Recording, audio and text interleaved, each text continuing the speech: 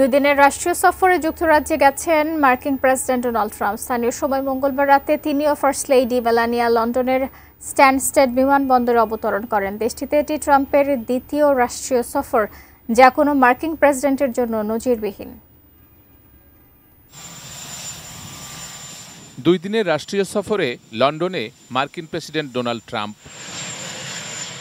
স্থানীয় সময় বুধবার উইন্ডসর ক্যাসেলে প্রেসিডেন্ট ট্রাম্প ও ফার্স্ট লেডি মেলানিয়াকে স্বাগত জানান রাজা তৃতীয় চার্লস ও রানী ক্যামিলা।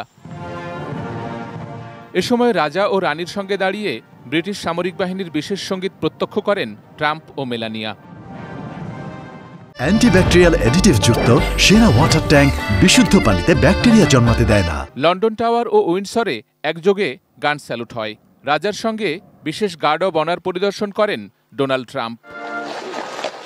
এ সময়ে রাজকীয় ঘোড়ার গাড়িতে রাজার সঙ্গে উইন্ডসর চত্বর ঘোরেন ডোনাল্ড ট্রাম্প, আর রানীর সঙ্গে একই ঘোড়ার গাড়িতে ছিলেন মেলানিয়া। ট্রাম্পের সফরকালে দুই দেশ বেশ কিছু বিনিয়োগ চুক্তি সই করবে। এরই মধ্যে মার্কিন আর্থিক প্রতিষ্ঠানগুলো যুক্তরাজ্যে প্রায় $1.7 বিলিয়ন বিনিয়োগের ঘোষণা দিয়েছে।